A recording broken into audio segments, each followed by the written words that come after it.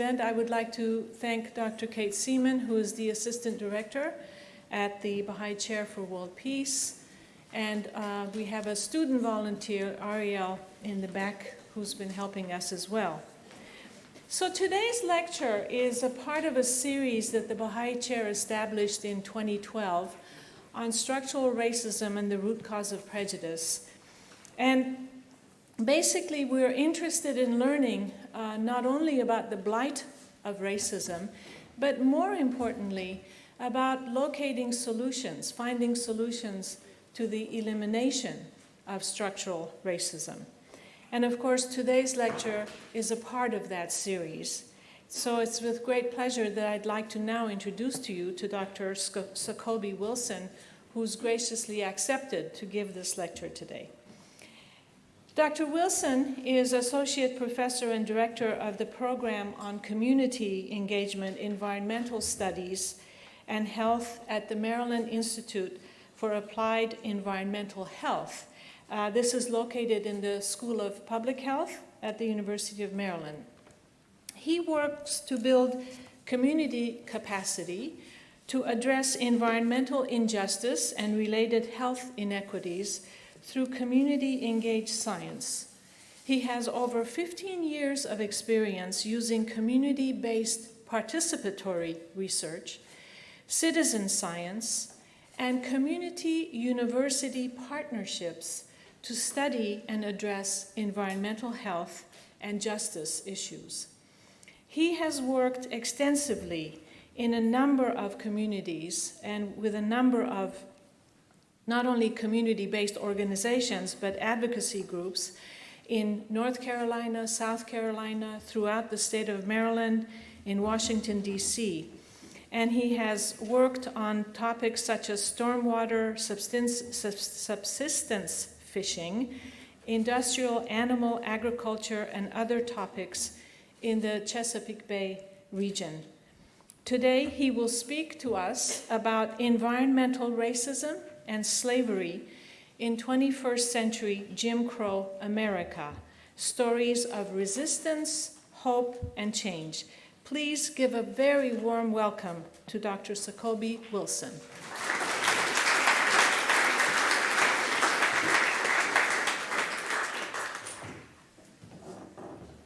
Great.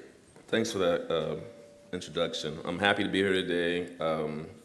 I think it's a great opportunity to really talk about environmental justice in the context of what this work is about, how we can really achieve peace in the world where you have racism, and in a world where you have environmental racism. So what I'm going to do, hopefully in the next 45 minutes, is to give you a little bit of background on, talk a little bit about Jim Crow and the new Jim Crow, connect that to environmental issues, particularly environmental justice issues, talk about some of my work embedded in this presentation and the different frameworks that I use, and highlight some communities that have been fighting for environmental justice and fighting against environmental racism, environmental slavery. So, what is Jim Crow? We know Jim Crow in the 19th, 20th century is a set of policies, initiatives, codes, really about segregating people, particularly focused on separating people of color from whites. You can think about, you have separate washrooms, you had separate restaurants, separate places, hotels, you had swimming pools where blacks couldn't go, you had places where folks who were members of the Latinx population couldn't go. You think about the new movie, The Green Book, going in the South, folks, there are places that black folks knew where they could go for hotels or restaurants. And so it was really about this separation, right? And with this separation, in that was white supremacy. White supremacy, white privilege. If you think about the old Jim Crow, you can look at issues of housing. You know, white-only communities. You can look at, historically, in many of our communities and cities in the U.S., zoning was used initially as a way not just to separate people from waste products. Zoning was used to separate people from each other. Baltimore was the first city in the country that actually had race-based zoning. It was overthrown, it was thrown out of court, but then it led to racial covenants, right? It led to, you can think about the Levitt homes, right? The Levitt housing. You can think about redlining. You look at school segregation. During integration, after Civil Rights Act, Voting Rights Act, we did a lot to do integration, particularly school integration, busing programs. There was some debates about the impact of busing. If you think about Kamala Harris and a question to Vice President Biden, right? But we have a lot of schools now that have been resegregated. We have schools that resegregated. We have charter schools that highly segregated, right? We have, during the time of integration, a lot of white parents took their kids out of those schools and they set up private schools. That's part of the reason why you have like a 3-tiered educational system in this country, because many of those private schools were not set up because we wanted advanced education for those kids. We want to keep our kids separate from black kids. We want to keep our kids separate from others. If you look at, I talked about zoning, right? Talked about redlining. You think about urban renewal in the 60s and 70s. A lot of highways were built directly through black communities. You look at parts of DC, that metropolitan fragmentation is part of the reason because of the National Highway Defense Act. You look at places like Durham, North Carolina. Durham was a bustling, place of culture, of arts, of music, but then highways were built through Durham. You can look at almost any major city where you had black folks, where were the highways put at? So that fragmented those communities. That broke the cultural fabric of those communities. And now today, we have urban revitalization, right? Some of you may be urban planners or interested in urban planning. We talk about transit-oriented development. So you do development around our metro stations in this area. What happens if you don't focus on folks who have less resources? They get priced out. What's that called? Y'all can say it out loud. What's that called? Gentrification, right? So urban revitalization is a way to basically gentrify. If you don't have equity in the front end, if you're not thinking about people who are low income, low wealth population on the front end, all you are doing is gentrifying, okay? So you got transit-oriented development. Even smart growth, if it's not done correctly, can lead to gentrification. New urbanism, I want to have new treescapes. I want to do complete streets in my neighborhoods. I want to make my neighborhood walkable, livable. For what populations? For what populations? So you see all these really great sort of walkable, livable neighborhoods being built, but who's living there? Who's able to afford to live there? So affordability is an issue. Again, that's equity. That's the new Jim Crow. That's the new Jim Crow. Also, we use words like resilience, right? I got interviewed a couple days ago to talk about resilience hubs in Baltimore. I think it's great. It's in response to disaster. So if there's a flooding event, a natural disaster, do we have locations where you can go get cooling stations? You have infrastructure. If you're out of power, you have battery storage. That's great. But if you don't focus on equity, who's going to benefit from those resilience hubs? It's going to be the same people like me who have class privilege, other folks who may have white privilege. And let's think about white supremacy. Let's think about white supremacy. You got a picture on the left side in black and white, and you got a picture in color. But I see two people in those top pictures, in my opinion, are white supremacists. I won't say any names. One's from Alabama, and one, unfortunately, is doing some other stuff. And then below, you see a Klan rally. But you just recently saw a similar kind of rally in Charlottesville. So white supremacy is alive and well in our country today. You got the old Jim Crow, you got, unfortunately, the new Jim Crow. The Jim Crow that is xenophobic, the Jim Crow that is bigoted, the Jim Crow that have children of color in cages at the border, the Jim Crow that has immigrant children dying, the Jim Crow that has immigrant parents dying at the borders, the Jim Crow that basically is inhumanely treating other people, right? That's what we are in this country right now. This is the new Jim Crow. You look at the police states. We have police states in many of our communities. Over-policing, look at the old Jim Crow.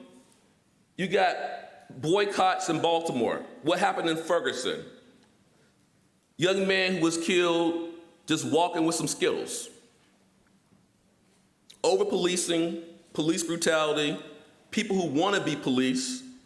And so you think about with this slide, your existence, if you are an other, people believe they have the power to say you shouldn't be in this space.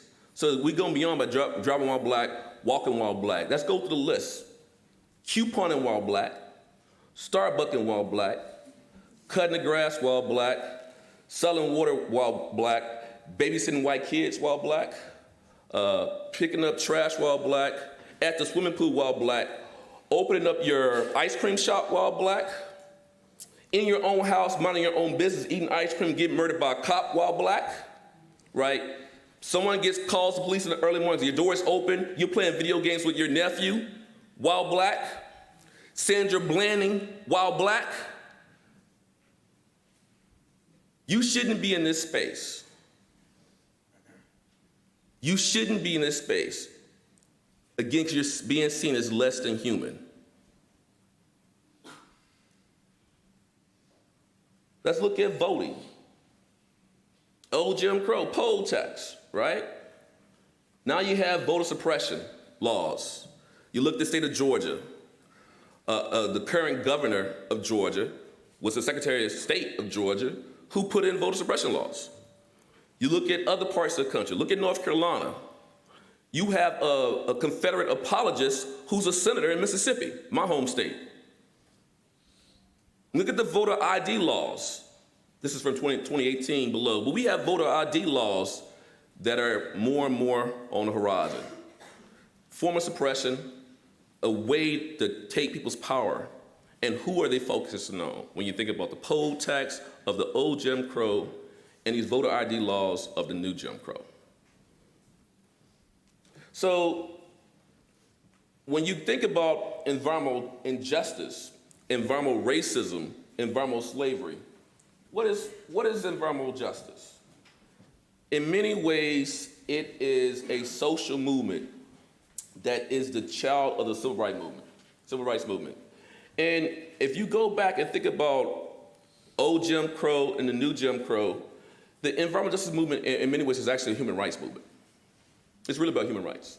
It's about the rights to clean air, clean water, healthy food, safe housing, right? These are rights that you should have in the Constitution of the United States, right? These should be some of your inalienable rights that you should have. You know, how can you be happy if you don't have clean air? How can you be happy if you don't have clean water? How can you be happy if you don't have safe and healthy food? These should be basic rights, but many folks in this country and countries around the world, because EJ is global, don't have those rights, don't have those basic amenities. So the EJ movement, the environmental justice movement, is really a movement of struggle for folks looking at the impacts of environmental hazards, locally unwanted land uses, LULUs is a term. You think about that disproportionate impact, communities of color, low wealth populations, folks who may have less political power, people who may be geographically isolated. And you see Dr. King here. Dr. King, in many ways, is the grandfather of the environmental justice movement. Think about his work in Memphis with the sanitation workers strike, right? You have men in Memphis who carried around a sign that said, "I am a man." Go back to my point about human rights. I am a man. I am human. Respect and value my humanity. When you think about old Jim Crow and new Jim Crow, humanity of people has not been valued. Treated less than. Counted as 3/4. So you have men who carried around signs that I am a man. I deserve to be able to work in a healthy environment, work environment. I deserve to be protected. I deserve to be able to have fair wages. This is environmental justice. If you go back before Dr. King, who is the grandfather, the great-grandfather is W.B. Du Bois. He's a great-grandfather. So this movement is really about valuing people, valuing the places that they live, valuing people's rights. If you think more about going forward, the EJ movement, Robert Justice movement, just like the Civil Rights movement, it's a movement where you had a lot of faith groups who were engaged, right? So in the 70s, the father of the environmental justice movement, who actually spoke here a few years ago, Dr. Robert Bullard, he did some work to look at landfills in Houston. And Houston is a really important part of the discussion because of some issues around climate change. But Houston is the only major city in the U.S., I think it's the third or fourth largest based on population in the country, that doesn't have zoning, comprehensive zoning plan. So you can kind of do any type of development you want to do, which leads to differential burden, differential exposures. So in the 70s, all the landfills built in Houston, Texas were built in primarily black communities, regardless of income. So why is that? What made those neighborhoods so vulnerable to being a location for these landfills? Or what made them so good? Like, wow, this is great. There's some black people here. Let's put it here. That's sarcasm, y'all. Sarcasm. And then you look at this PCB, that's an acronym that stands for polychlorinated biphenyls. The Warren County landfill fight, PCB fight. Warren County, for those of you who drive down 85, it's the first county you get into when you cross the border between North Carolina and Virginia.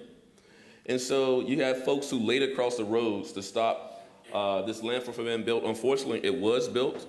Eventually, it was closed, but it was put in a community that was primarily 90% black, low wealth, and they didn't have a lot of infrastructure. People were on well water. So these are some of the vulnerability factors you kind of see when you look thinking about environmental injustice. But these LULUs I talked about, we're talking about incinerators, refineries, coal-fired power plant, gas-fired power plants, pipelines, chicken farms, industrial hog farms, large highways, any type of pollution-intensive facility. Usually you see them dumped in, disproportionately in, communities of color and low wealth communities. So let me dig into these, a couple of definitions real quick for you, for those of you who don't know the definitions. So this first definition is the EPA's definition: fair treatment, meaningful involvement in all people, regardless of race, ethnicity, culture, income, education, in regards to development, implementation, enforcement, laws, and regulations. That sounds beautiful. I call that the kumbaya definition, right? Of course we should protect everybody. But we know in the US that's not happening. Not in this Jim Crow America, that is not happening. Look at Flint. Flint was the intersection of race, class, place, hazards, vulnerability, and visibility. 40% people in poverty, right? Primarily people of color, okay, community. What happened in Flint would not have happened in Ann Arbor, Michigan, right? Wouldn't happen. Enforcement of law. All they had to do was comply with the Safe Drinking Water Act and add the anti-corrosive agent. But no, they didn't. So you think about it. The color of your skin predicts how laws are enforced, how environmental laws are enforced, how regulations are enforced. The color of your skin is the biggest predictor. Not your income, not your education. The color of your skin is the biggest predictor. I'll show a slide that gets into that a little bit. The second definition, I like this definition better. It really gets at some social issues. Environmental justice is serving people who can realize their highest potential without experiencing the isms. Y'all can fill in the blank there. Housing, jobs, schools, recreation, healthcare. Well, is that it? How is that environmental justice, Dr. Wilson? Environmental justice is about where you live, where you work, where you play, where you pray, where you learn. Environmental justice is proximal, it's pocketbook, it's everyday, it's your surroundings, it's the microenvironments you find yourself in. You gotta have basic amenities, right? You gotta have clean air, you gotta have safe food, you gotta have safe housing. Flint didn't have safe water. Folks in Baltimore and Curtis Bay don't have clean air, okay? Folks in Brandywine, which I'll swing back around to, don't have clean air. Basic amenities. These communities are free of violence, drugs, and poverty. And we respect cultural and biological diversity. Now, a lot of my environmentalist brothers and sisters, when they do this work, I appreciate what they do. But they talk about biological diversity, they don't talk about us. They don't talk about me in the traditional framing of environmentalism. But for me, every environmental justice advocate is environmentalist. Not every environmentalist is environmental justice advocate. I'll show some slides that speaks to that. And then also cultural diversity. And we got to think about justice, distributive justice, corrective justice, restorative justice. We must restore. Environmental justice is about restoring. Okay? So environmental racism, intentional citing, it says unintentional, but uses intentional citing of hazards.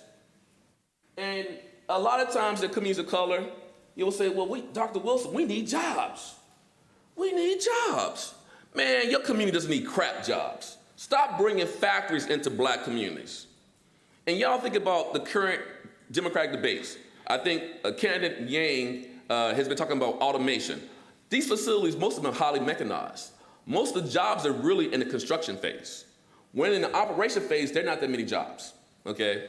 So when you have someone who's coming in to build these facilities, that money doesn't even stay in the community, and those long-term jobs at the facility, people have not been trained in the community to actually do those jobs.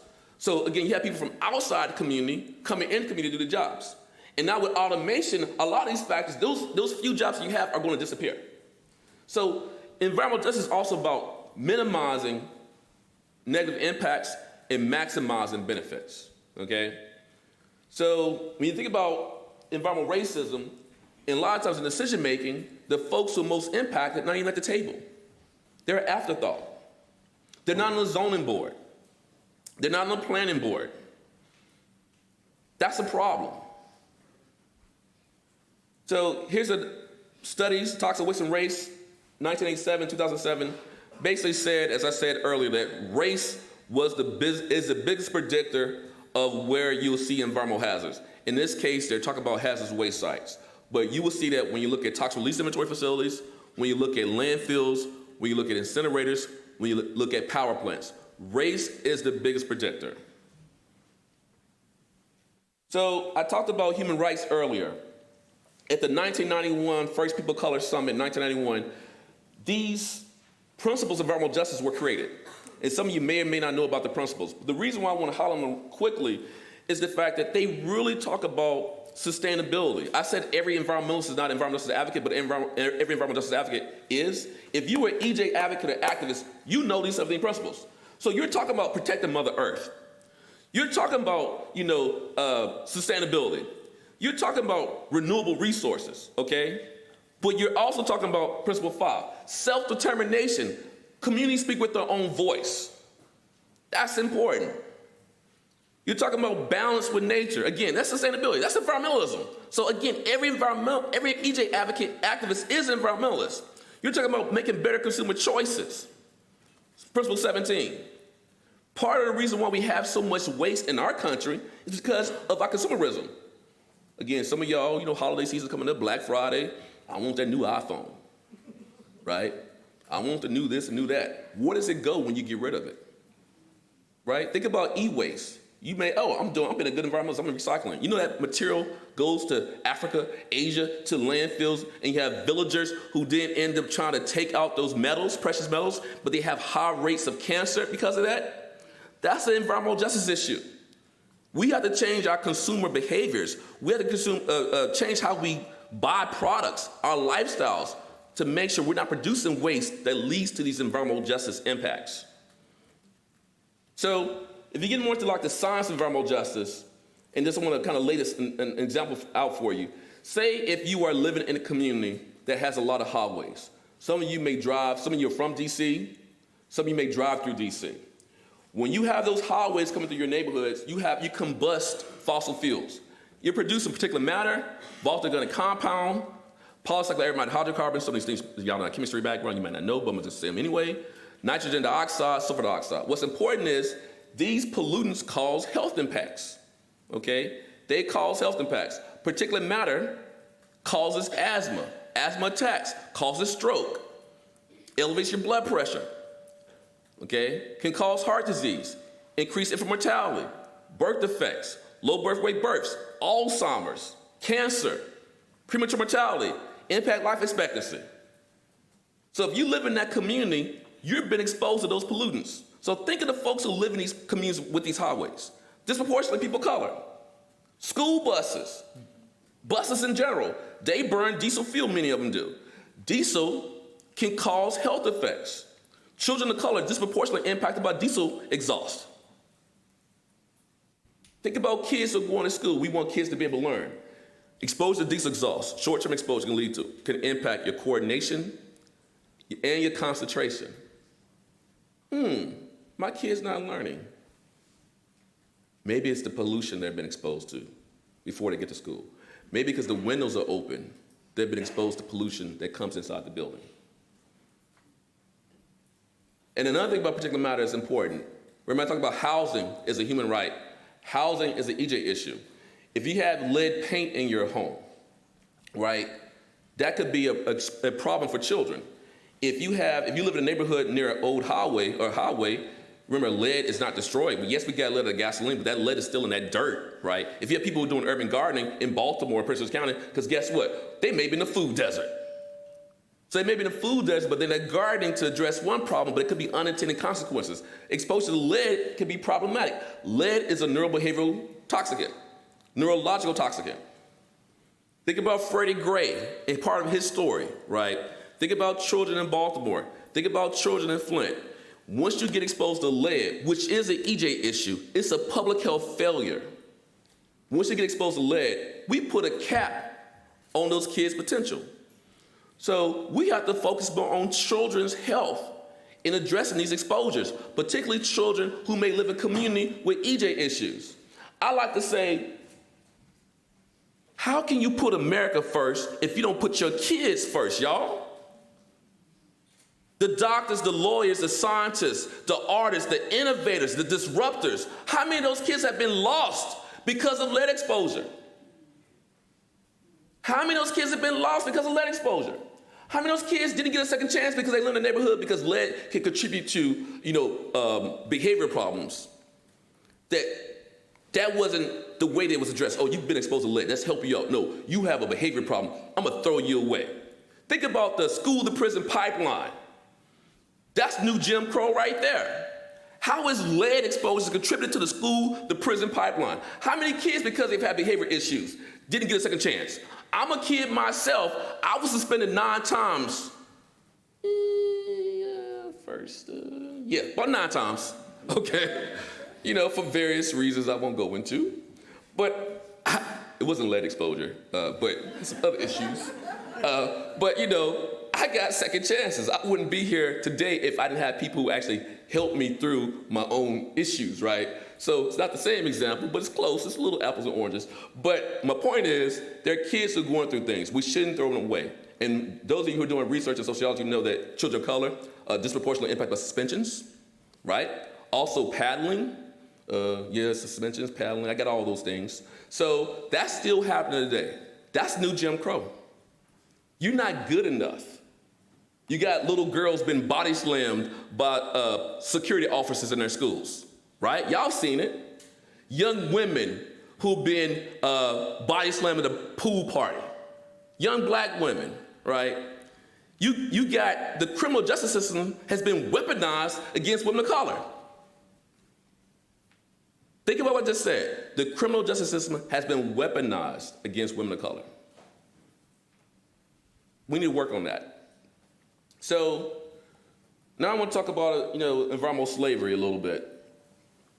And before I get to that, going back to my example about living near a highway. So if you live near this highway, think about those pollutants I talked about and what happens to people who live there. Just hold that for a second. So environmental slavery is about vulnerable communities used to host these environmental disabilities and externalities. So you have a factory, it's releasing pollution. You have 2 factories. What happens with environmental justice, because of your economic power equates to political power, you become the avenue of the least resistance. Once you get one, you get two. Once you get two, you get three. Once you get three, you get four. Once you get four, you get five.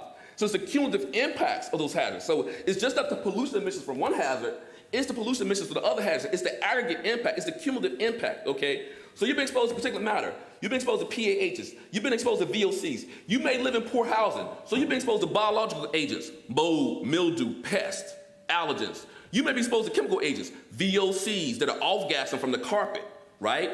From the furniture. You can be exposed to that. Then you may have issues with physical agents, noise issues, right? Noise is an issue. Can impact stress levels. So it's just not the pollutants, it's those social issues. Then you may be dealing with poverty. You may be dealing with racism. You may be dealing with lack of access to healthcare. Remember the Bunyan-Broad definition: jobs, schools, recreation, healthcare, free of drugs and violence. But you're used to host these amenities. And dominant groups, racial groups, benefit from it. PNAS came with a study, I think last year, that said that people of color, there's like a pollution deficit. So people of color have a pollution deficit while whites, because they consume more products, but they don't deal with the waste products, they have a pollution benefit. So you have a differential exposure to pollution that's based on what we use and the waste we produce. So folks who are producing less waste are basically internalizing those impacts, because they're hosting a landfill. They're hosting an incinerator. They're hosting these hazards, but other folks who live in other communities get the benefit from that. One example for me is I live in Bowie. Bowie has no EJ issues. We got a little bit of trash. Not a little trash issue, a little bit of traffic issue, right? We got a little air pollution. We're not in a food desert, a food swamp, we're in a food oasis. I have like 8 grocery stores near my house, within a mile of my house. We got a Lidl here and an Aldi's there, right? In some communities, they don't have that. You look at what Capitol Heights, what's community a few years ago lost its Safeway, right? So you're losing grocery stores, and then because you don't have good mass transit, you can't get to a grocery store because you may be a low wealth community, you don't have your own car, so you can drive to that grocery store. So we have an issue with food injustice in this county, and issues with food injustice in other counties like Baltimore City. But groups, the dominant racial groups, the dominant class groups, like folks who live in Bowie or Mitchellville or Montgomery County, Howard County, Bethesda, you benefit from this. You benefit from this environmental justice. You benefit from the fact that those communities are absorbing those pollutants. Those communities are used as sinks. So again, go back to the highway example. So my body is literally being used as a sink for pollution when you drive through my neighborhood. If I live near a landfill, my body is used as a sink for pollution. If I live near an incinerator, my body is being used as a sink for pollution. But remember, I have multiple hazards in my community. So I'm absorbing those chemicals. I'm absorbing those toxicants. If I'm a pregnant mother, obviously I'm not a pregnant mother, but if I'm a pregnant mother, right, that developing fetus has been exposed to those toxicants. If I'm breastfeeding, if I live in an environment, through my breast milk, I'm exposing that young baby to those toxicants. So you see how environmental injustice impacts multiple generations.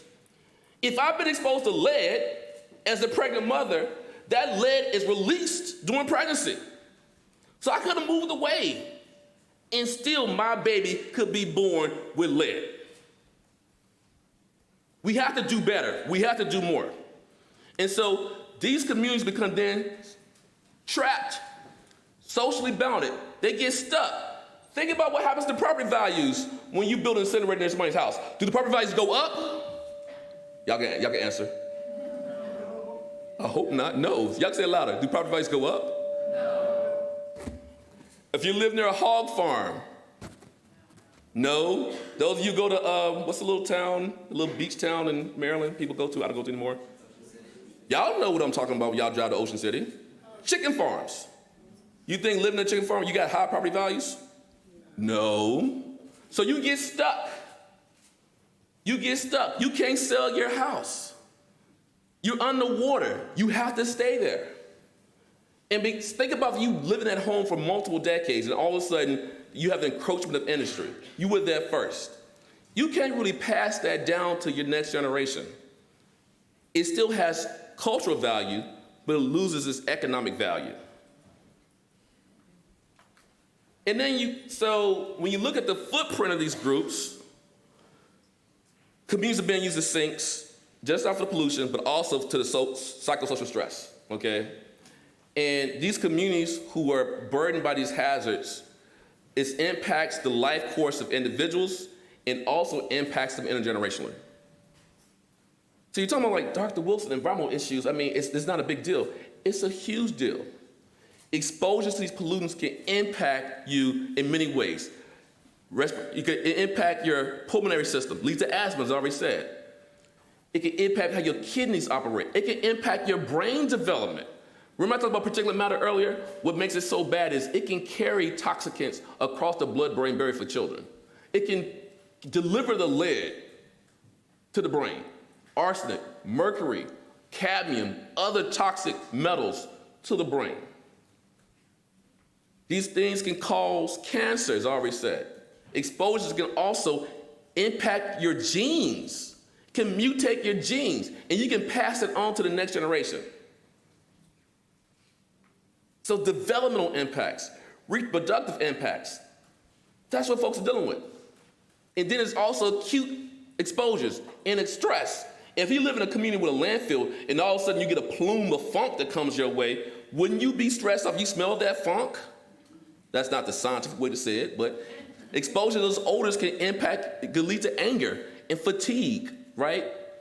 Exposure to volatile organic compounds can irritate your lungs, irritate your eyes. That's part of the science. But say again, if you live in a community, you're dealing with this every day. You can't escape.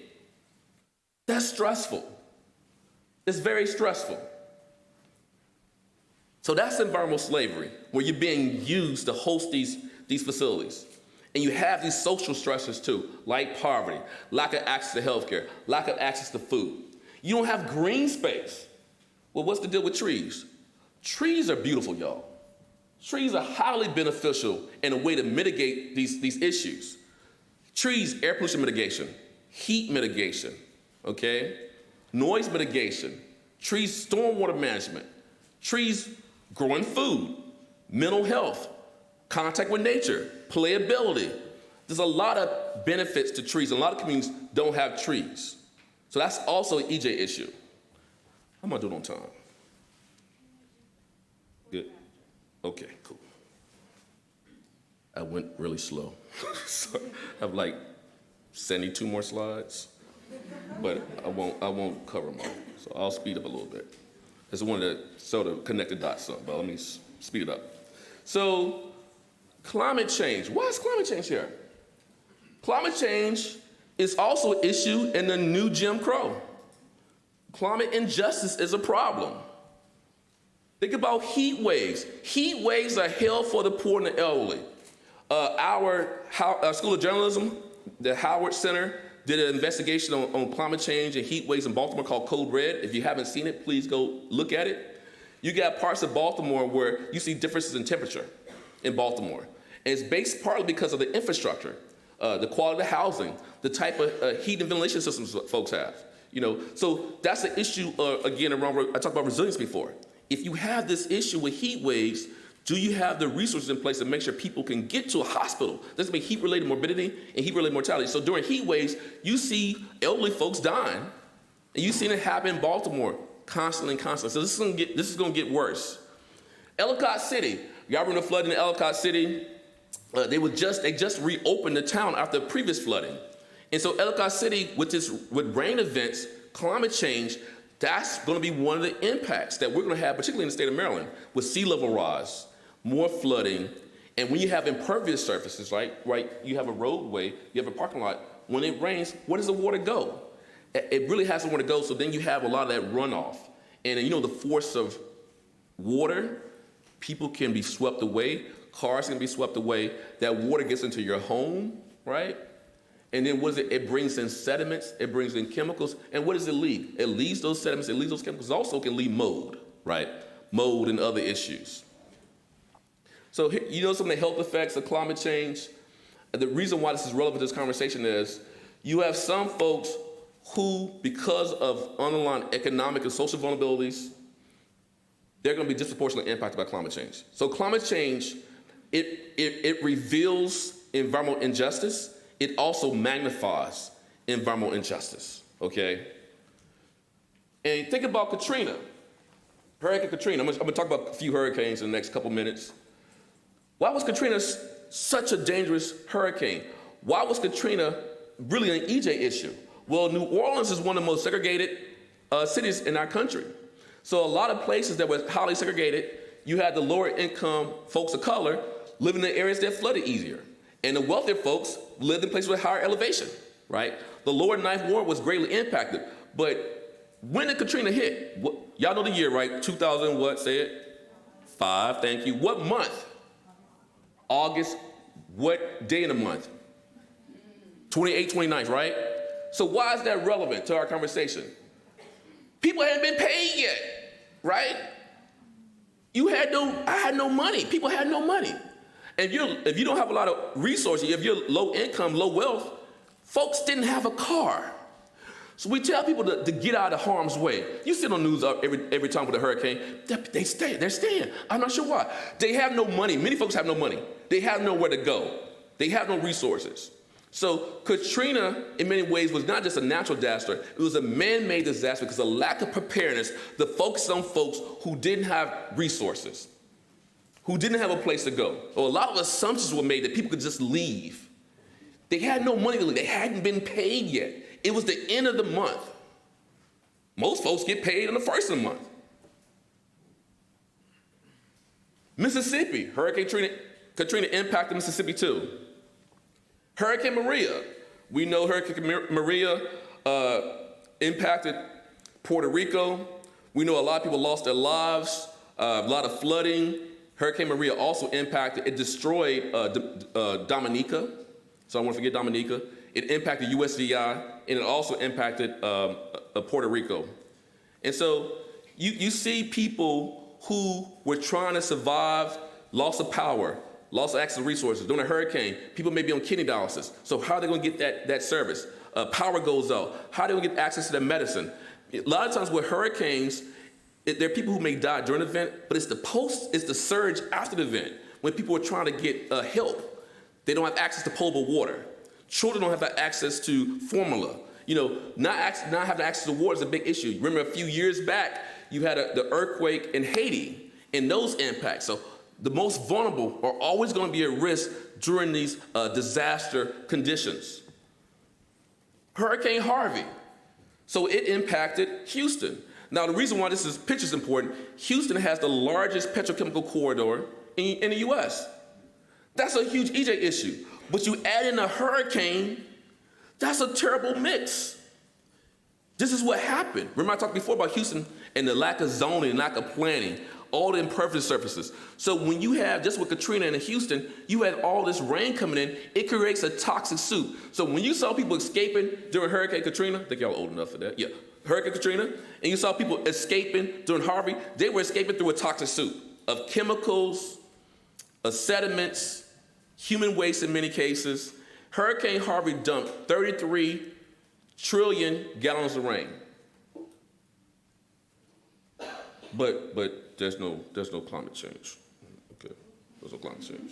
No, there's no climate change. And so some of these facilities during Hurricane Harvey released high levels of benzene and VOCs. And so those chemicals contributed to that toxic soup.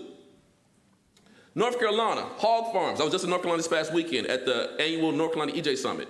North Carolina produces 10 million hogs per year. So there's more hogs than people. An adult hog can release make 4 times the amount of waste that an adult human does. But when we flush a toilet, our waste goes to a sewage treatment plant. They put their waste in a lagoon. For those of you, some of you who are older, remember Blue Lagoon, Brooke Shields? Not the kind of lagoon you want to swim in, right? It's basically a hole in the ground. It's a crap pit, but I'd rather say the other word, but since I'm being professional here, y'all can fill it in. Okay. So one of my mentors, Dr. Wing, did a study to show permanent hog farms and just relating it back to environmental slavery. So places where you had enslaved people, you look at the percentage, look at what the hog farms are now. So you see the historical context of slavery, the historical context of Jim Crow, and how it's baked into our policies. Why are we permitting so many of these hog farms in primarily black communities? Because we treat them less than. We see them as the avenue of least resistance. Not in my backyard, but we got Pibby, put in blacks' backyards, okay? That's what you see with hog farms in North Carolina. Then you had Hurricane Florida in 1999. Look what happened. Look what happened. And you think, well, we're going to do something about that. We're going to reduce the number of hogs. We're going to reduce the number of chickens, right? We're going to move them out of the eastern plain of North Carolina. Okay. Virginia had Hurricane Florence. It dumped 11 trillion gallons of rain. And look what happened again. Flooded chicken farms, flooded hog farms. So, and you think the social injustice, the environmental slavery, when you think about climate change, we talk about methane gases, greenhouse gas emissions, but what are the facilities producing these emissions? Like our mobile cars do it, right? When we drive, we do it, but power plants do it. NAACP is doing a lot of work. They actually have an environmental climate justice program led by Jackie Patterson. They're doing a lot of work nationally to talk about climate injustice. Talk about the frontline communities who are impacted by climate change and what we need to do. So talk about adaptation and mitigation. Making sure we have equity in preparedness. Making sure that we have equity in recovery. That's a big issue. You cannot build resilient communities, climate resilient communities, without focusing on equity, folks. So what can we do? I don't have a lot of time, I think, so I'm 10 minutes old. Okay, 54 more slides. So what can we do? As I said earlier in my introduction, I do a lot of community-based participatory research. So I think that's an important way to engage these communities who are impacted by these issues. So partnerships that I work in is all about relationships. So you gotta have trust, you gotta have, transparency, you gotta have a little bit of Aretha Franklin. What's that? Respect, you gotta have respect. So all the great ingredients of good relationships are the great ingredients of good partnerships. And so part of my job is to make sure that when we do this kind of work with communities, we're just not focused on process. We got to have meaningful outcomes, right? And so environmental justice is a movement. When you think about solutions, you got to make sure that folks who are most impacted are meaningfully engaged. And we're trying to transform what's happening. Not just have, some modifications. You want to have transformation. It has to be transformation. And so we want to make sure these partnerships and this work are really community-driven. And so my work, communities are engaged in all stages of the research process. I'm a scientist, I'm a researcher, but I'm a researcher advocate. I'm a researcher activist. So the whole idea is the folks who are most impacted should be leading the research. If you go back to the figure, go all the way to the right, this research needs to be community-driven. As I said, I live in Bowie. I don't live in a community with EJ issues. So I need folks who have the cultural community knowledge to be the ones leading the work. My job is to be beside them, behind them, not to be in front, to say I'm the expert. I have a PhD. That means nothing in many ways because the folks who have the most expertise are the ones who live in the communities. Y'all gotta remember that. If you're doing your work and you wanna understand these issues, it's just not good enough to study the problem. You gotta be part of the solution. I'm gonna get back around to that point because I'm running out of time. Let me keep it moving. So we want to make sure that community knowledge is valued. When I do my work, people are not objects, they're not subjects, they're agents. And language is important.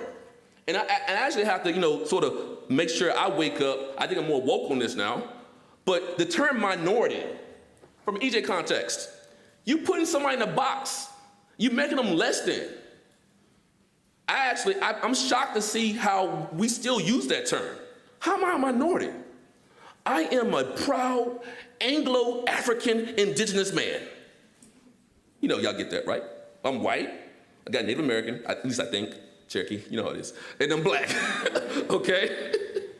Okay, that's what my dad says, okay, grandma was whatever, okay, daddy. So, but I'm not a minority. Language is important. Language is important. Language has power. Language has meaning. Let me skip this. The point I want to make earlier about science. To me, when we do science and work with communities, we don't want to be doing extractive science. I know some of y'all may be doing some of this now, but just a little bit of sort of comments, suggestions about this. If you have a class and you work in a community, you're learning, what are you giving back to the community? You're doing your thesis, your dissertation, and you work in a community, what are you giving back? Inquiry is not good enough. Knowledge production is not good enough. That could be extractive. I talk about not pimping people's pain. I don't do work that pimp people's pain. My job as a scientist is incomplete if I'm not talking about action, solutions. So you should be doing all 5 dimensions of science: inquiry, knowledge production, integration, multidisciplinarity, teaching. You teach, the community, but also you got to be open to listening, learning from them. Engagement, engage communities in the science. In application, you have to apply the knowledge to solutions. It's just not good enough to say, well, I found this information. I found this R squared. I saw this correlation. I did this regression. So what? What are you doing to translate to the action? And you say, well, that's not my job. That's a choice that you make. That's partly because the culture of academia does not value action. So if, as students, as scholars, how do you push to change academia so it values action? So it incentivizes action, because right now, inquiry, studying stuff, is over-incentivized. It's over-commodified. It's overvalued. And it does not resonate with my values as someone who grew up near a highway, who grew up near a landfill, who grew up with a father who worked at a nuclear power plant. It doesn't resonate with my values. It doesn't reflect my values. It's incongruent with my values. We have to change that too. We have to work on that too. I'm gonna keep going.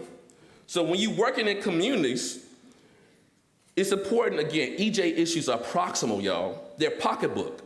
So you can connect any EJ issue to food, faith, family, health, and jobs.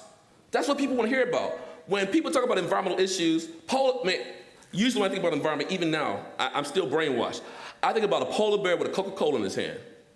Probably because that's Coke, the old commercials, that's part of the problem. But also environmentalists have done a bad job of talking about environmental issues.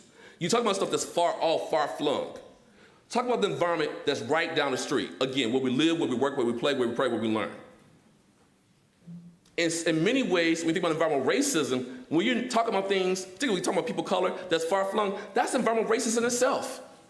When you have environmental groups that come to communities and say, we're going to save you, it's not your job to save folks. Your job is to provide people the tools, the resources, and the space to speak with their own voice, principle 5, self-determination. Your job is to help them save themselves.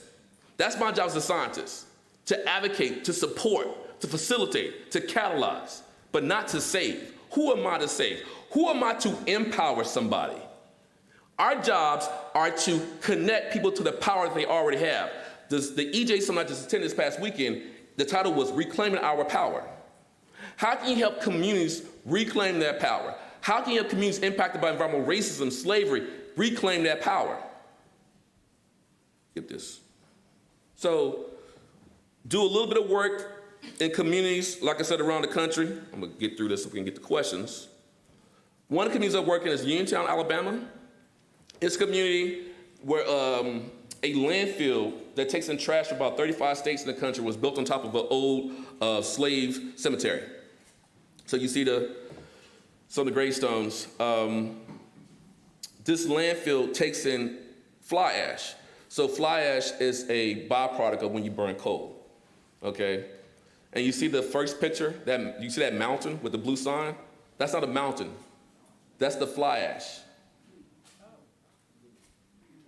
Like, oh, we can go skiing. You're not gonna go skiing on that, folks. Of course, it doesn't snow really in Alabama, so you can't go skiing anyway. But that's coal ash. They also have a cheese plant. Like, what's wrong with cheese? Well, the cheese waste is very stinky, and it can impact water quality and human health. They have a catfish factory. Some of you may like catfish. Farm-raised catfish is not really good to eat, just to let y'all know. Being from Mississippi, I have to be careful because I love catfish myself, okay? And then one of the most egregious issues in the community is their human waste, when they flush their toilet, instead of going to a sewage treatment plant, it goes to a containment pond, and they spray the human waste on fields. So that spray you see is human boo-boo, okay? And that green pond you see, that is not a pond you want to fish in. That's actually the human boo-boo pond. I'll just say it that way because I can't say the other words, but yes. So that's the community we're working in and trying to, again, bring tools, do monitoring to help them with their EJ issues. And here's some of the folks in that community that we're working with. And I've done some educational workshops. You see me in the photo there. Curtis Bay. Some of you know what Curtis Bay is. It's a highly industrialized area impacted by goods movement, basically port activities. You know, when you have goods coming into the country, those goods are then shipped on rail and on diesel trucks. And so when you're impacted by goods movement, it's not just the goods movement itself, it's the fact that other industries end up being concentrated there. So the incinerator, the coal-fired power plant, other super polluters get sited there. So you can see some of those sites that are in the Curtis Bay area. And then you think about social determinants, right? Social vulnerability. This area, the Baybrook area, you look at the income level compared to Baltimore City, it's similar, but to the US and Maryland. Maryland has a high median household income. I forget what year this is, but it's half of that, less than half of that. So you got disparities in income. You got disparities in health. You can look at health disparities across heart disease, lung cancer, mortality, chronic lower respiratory disease mortality. So again, when you think about environmental injustice, it's just not the hazards. It drives health outcomes. It drives health disparities. It drives social disparities. Remember I said before, people get stuck. Then you have, because of the color of the law, right, you have the law being differentially implemented in communities of color. Laws are ignored. Things are not complied with. Supposedly, for some reason, there are not enough inspectors to go around to inspect stuff. We don't have good zoning, even in our own county.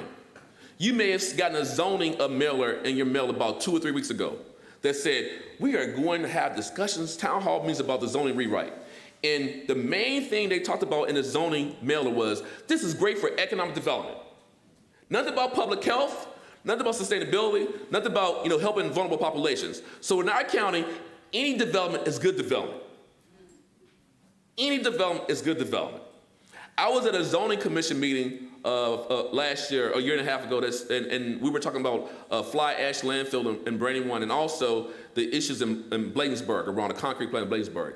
And I was trying to say that this is an EJ issue, and they wouldn't allow me to give me a testimony as an environmental expert.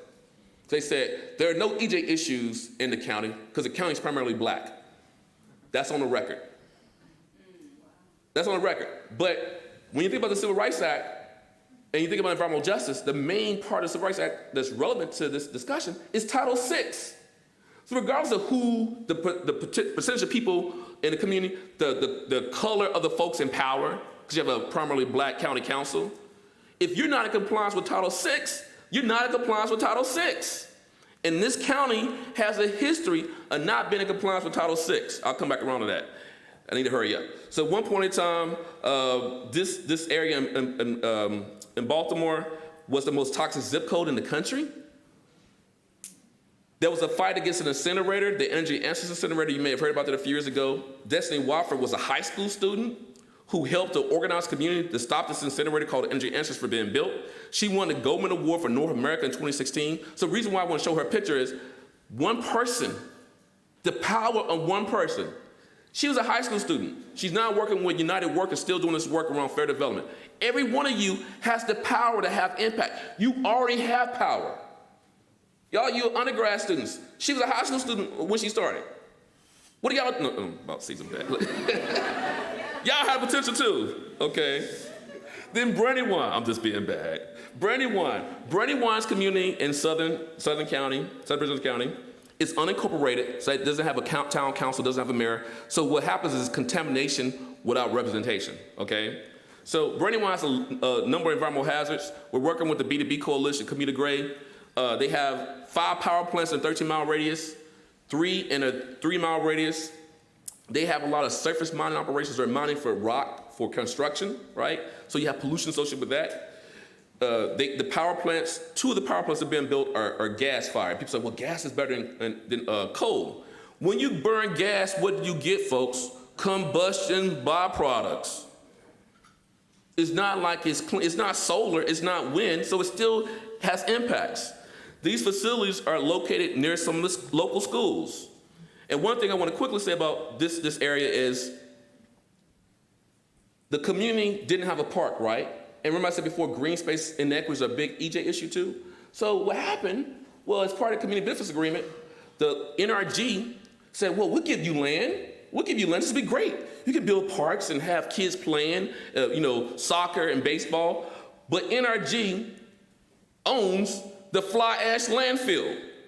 So the second picture, that's the fly ash landfill. So kids are out there playing, potentially being exposed to fugitive dust emissions. What's in fly ash? Arsenic, mercury, cadmium, chromium, silica, radioactive elements. And that pond is not a pond for fishing. That pond has contaminants in it from the facility. So this is environmental racism.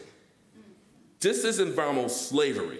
They have 3,500 diesel truck trips per day, 5 power plants, again, 13-mile radius. They have a Superfund site. They have a sludge lagoon. This is Brandywine, right down the road. Some of you may live in Brandywine. Some of you may have family in Brandywine. It's like Brandywine has these McMansion houses. Yes, but Brandywine also has very bad air quality. Brandywine is the dumping ground for our county. Brandywine is also the dumping ground for the region. A lot of construction waste from DC gets dumped in Brandywine. That's a risk-gate. We created a risk-gate. That's environmental injustice again. So talk about Blazeburg a little bit. I want to skip that, but there's a concrete plant, another EJ issue, right down the road from us.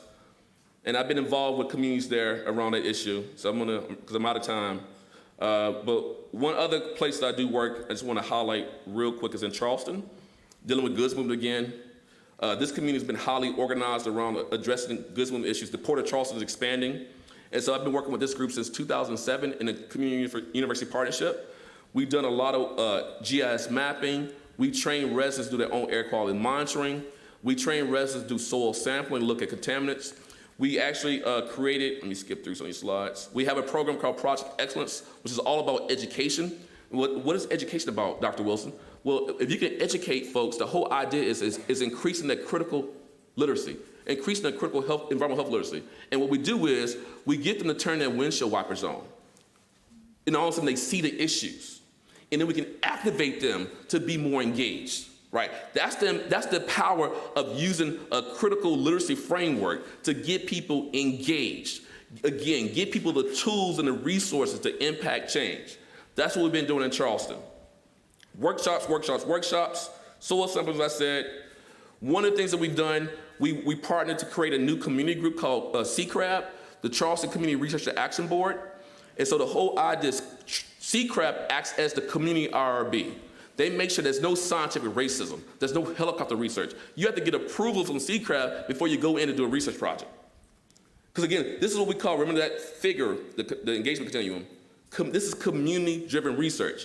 What they're doing in Charleston is what we call community-owned and managed research. This is a way for folks to have power using science and data to impact change. And as part of that work, we were able to shut down the local incinerator through this work, okay? So what do we need to do? We need to rise, we need to build, we need to resist environmental racism, environmental slavery. That's what we have to do when trying to address these issues in New Jim Crow. All these issues are systemic, they're connected. So when we're fighting against police brutality, we should be fighting for environmental justice. When we're fighting against voter suppression, we need to be fighting for environmental justice, right? When we're fighting for fair housing, we should be fighting for environmental justice. When we're fighting against white supremacy, we should be fighting for environmental justice. It's all connected. And so I just want to end to say, it really boils down to this, that all life is interrelated. We are all caught in an inescapable network of mutuality, tied into a single garment of destiny. Whatever affects one destiny affects all indirectly. That's from the grandfather of the EJ movement. Thank you.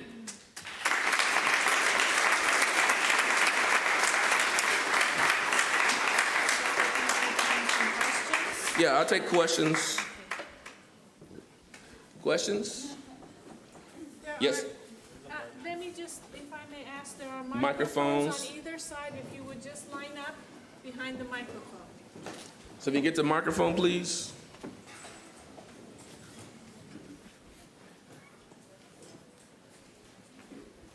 Thank you, classes. Yes, sir. Can you say your name as well? Hello? I don't think it's on. Hey, it's Yale. Yeah, I'll try to repeat it. Go ahead. Cool. Hi, my name is Kapun Kodige, and I graduated from the University of Maryland in May. I was wondering, what are some environmental justice issues that the University of Maryland is involved in, and what are some things that we as alumni and students and faculty and staff here in this community can do about them? Yeah, no, thank you for that question. So what are some of the environmental justice issues that are really wrong the campus area that we can be involved in and what we can do about it? So I didn't want to go over time. I was already over time. You can think about issues in Bladensburg with the concrete plant. That's an issue that can get involved in and really helping to find ways to promote sustainability. Brandywine, as I said in the county, is a huge EJ issue with all the different hazards in Brandywine. So working with the B2B coalition is one way to assist. We have there's issues in Adelphi. One big EJ issue in the county is food injustice. So we have a food equity council in the county, and they're in the process of trying to map all food deserts in the county. So getting engaged with the Food Equity Council is another way to support this work. We have a big issue with traffic-related air pollution. We have a lot of traffic in the county. So working with the zoning board, working with the county health department, working with the Department of Environment, and really advocating for changes and making our communities more eco-friendly and reducing the amount of commuter traffic, investing in more mass transit. I mean, the Purple Line is one of those opportunities. So supporting the work around the Purple Line, I think is one way to kind of reduce environmental injustice. So I would say traffic, food. We also have schools in our county that have lead. So looking at the lead issues, one big EJ issue is really around the Anacostia River. We have a lot of folks who still subsistence fish from the Anacostia. And some people are fishing not just for food, some people fishing is part of their culture. Because we have a lot of immigrants who come to this country. Think about what does it do when you're outside with nature, when you're with water? It's an important ecological benefit. So I don't think we should stop people from going and benefiting using Anacostia, but we need to clean up the Anacostia so people can actually, so it's really fishable and swimmable. And I think you gotta think about zoning is a big issue too. We gotta do a better job of zoning our county, so we're just not zoning for economic growth, but not taking into account what are the negative impacts of some of those decisions can be. And those are some of the big ones. We have Prince George's County has an Environmental Justice Commission. It meets bi-weekly on Tuesdays at 6 o'clock. You could come to the next commission meeting and ask questions of the commissioners. I'm on the commission, so that's an opportunity for you to learn more about some of the issues that the commission is working on and how you can participate. And we also have an organization on campus called 17 for Peace and Justice. It's a pretty new, probably 3 years old EJ organization. So students interested in working on EJ issues from a campus lens can join that group. And we try to breathe some life into a county chapter, but that's another opportunity to work through those organizations too. Okay, thank you. Hi, I don't think this is on. Yeah, go ahead. I think I can project. My name's Bryn, and my question also kind of pertains to governance and policy. Yeah. So, in the entire history of the United States, there's been one small class that has possessed most of the wealth, most of the land, has had a disproportionate impact in the politics of the era, and that wealth, that capital, has always been built on stolen land, on the labor of people in the global South, Yep. and disproportionately on people of color who are working class. So, is it naive to feel like we can use the existing governmental and economic mechanisms that we have today to undo that when we're moving towards a wider wealth gap between white and black people in America and a wider wealth gap the world over? And if not, is there a country that has or a community which has a model for using that sort of economic and social paradigm to make that kind of impact? That's a great question. And you said Bryn? Bryn. Yeah, thank you for that question. So I recently had a conversation with some colleagues, I think at the EJ Summit I just attended this weekend, and our point was we had the director of the Holland Center was a keynote speaker, and she talked about power and talked about what will be your vision if we could change things. And so at our table we said, we were talking about how the house is burning. Speaking of what you're saying, the house is burning. Do we try to put out the fire, or do we build a new house?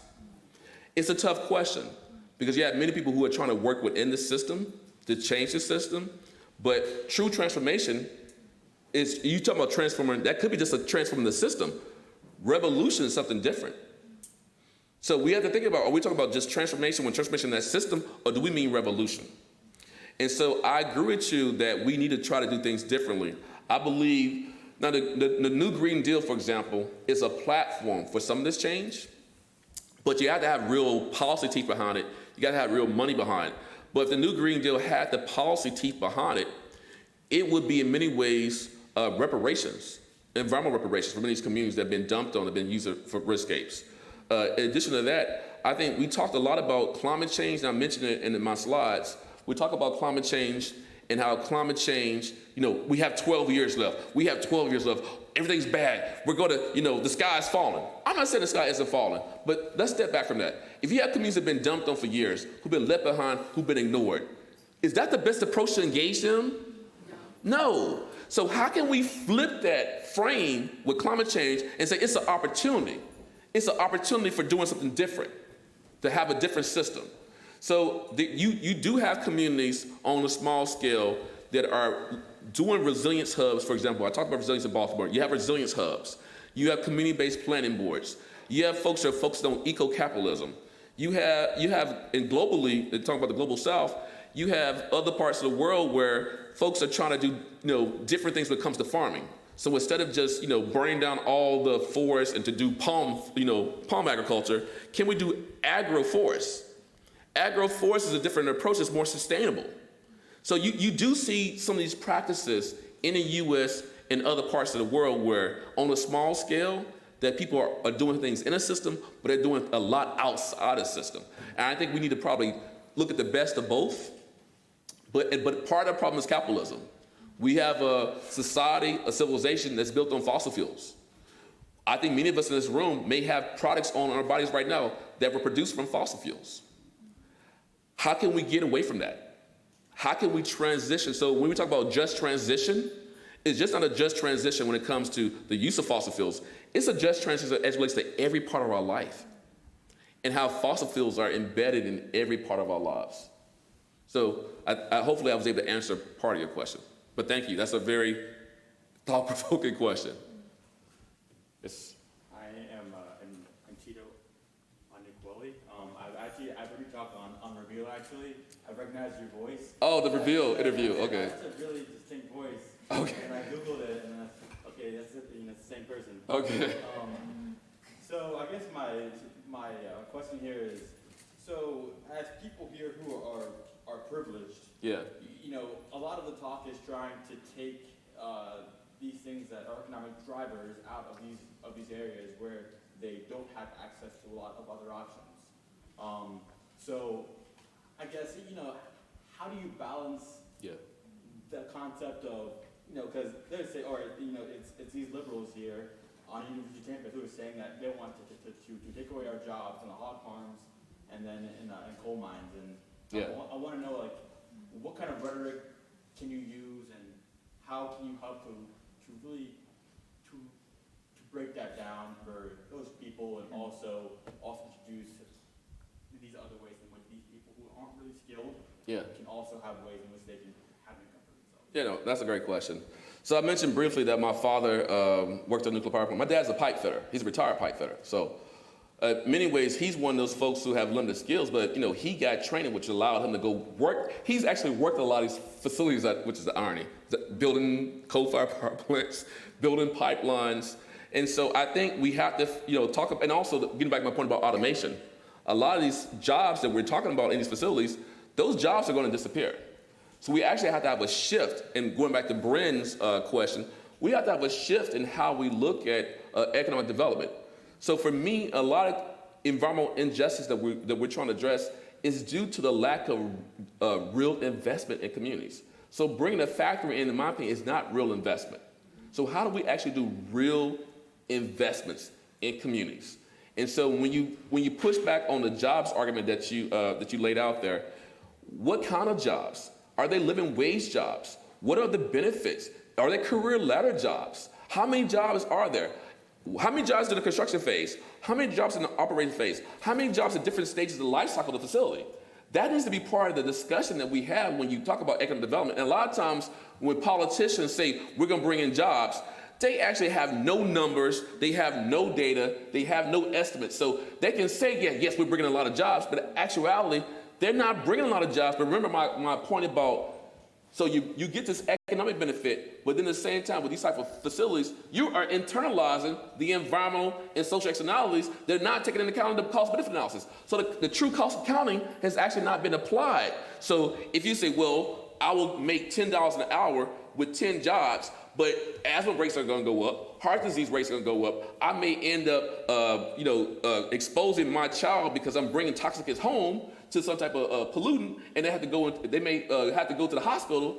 If we actually did that, we will say, oh, I choose to bring a type of industry that doesn't lead to those impacts. But that's not happening. So the argument has to be more complete. There has to be more complete information that then better decisions could be made about what you want to bring in community and what we should say we don't want in community. So that's why I use the term, just to cut through all what I just said, crap jobs. Most of these jobs are crap jobs. And that's what they are. And so to really address economic opportunity structures, we have to do it from the ground up. It has to be grassroots. It has to be community driven. We have to have social entrepreneurship. We have to be focused on resilience. And we have to be focused on things more holistically. So I know there's a lot of rhetoric there, but that's one way to deal with some of these issues in urban areas. The coal mine issue is a very difficult one, but I believe energy and independence is part of the angle. Talking about bringing in more solar is also part of the thing we can talk about. And then bringing additional infrastructure, economic infrastructure to them that doesn't rely on extraction. How can we bring industries that are not extractive to those communities? That's what we need to do. So that's real investment, okay? Let's take one more. Yep. Yes. Thank you for your discussion. It's not on. Just speak. Oh, just speak louder. It's not on. How do you go about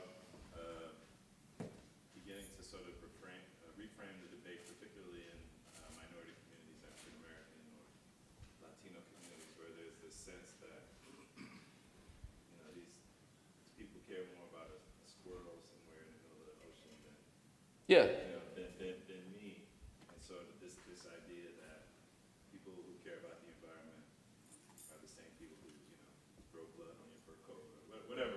Yeah. These ideas that people who care about the environment aren't black or aren't brown. That how do you sort of frame that both to those communities and then also to sort of the broader narratives of the people that are kind of framing the debate? Thank you for that question. I think in the earlier point that I made, I think I said environmentalists have done a disservice because their branding of these issues have been in a way which focuses on things that are far-flung and far away. And so, but also, as I think Tito said, we have folks of privilege in this room. A lot of people make framing that, the environmental debate have been folks of privilege. And one of the things I have to say is when environmentalists who have class and racial privilege, speak and try to, make policy, if it fails or is successful, they can go home and drink their latte and they're good either way. So the point is the wrong people are at the table. The wrong people are framing the issue. So that's in many ways, just like you had historically black colleges I went to as an undergrad were created because primarily white institutions did not allow folks to come in. And that's part of the old Jim Crow, in some ways part of the new Jim Crow. That's part of the reason why we have an environmental justice movement, because these issues were not being heard, were not being listened to by traditional environmentalists. So I think the EJ movement is that space. You have folks of color who've been doing this work, who've been leading the work. You have folks of color who are doing work on IPCC, who are going to the meetings to talk about climate change. You have folks from frontline and fence line communities doing this work. You have climate justice movement. You have the New York, for example, the New Jersey EJ Alliance. You have the National Climate Justice Alliance. You have the National Leadership Initiative on Climate Change. You have We Act for Environmental Justice based in New York. You have POLR. You have groups in California. So you have a lot of groups who look like me, who are doing heavy EJ work. You also have a report that came out about 4 or 5 years ago called Green 2.0 that talked about the lack of diversity in the environmental movement, in the big greens, the groups, and also in foundations. That's making change as well, because they have to look internally. They have these messages about, we want to have a broad tent, but look who you've hired. It's not just about numbers either. It's about culture, as I said before. And so you see more folks going to these big green groups that are helping to change culture and being part of leadership. For example, Mustafa Ali, who some of y'all may know, was the senior advisor to the EPA Administrator on Environmental Justice. He retired in protest of Donald Trump's policies of rolling back environmental laws like the Clean Power Plan. And he is now a vice president with, I think, in Natural Resource Defense Council. He's a vice president for diversity, inclusion, and I think revitalization.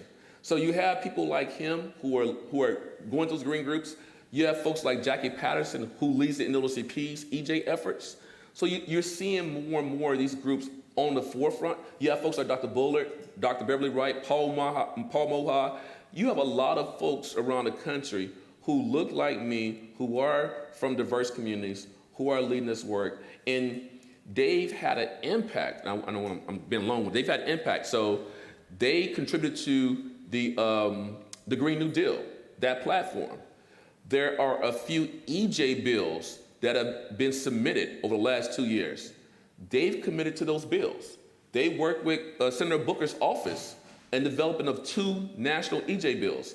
There's actually going to be a presidential forum on environmental justice on November 8th at South Carolina State. Mustafa is organizing it. So Elizabeth Warren and some of the other candidates will be at that forum.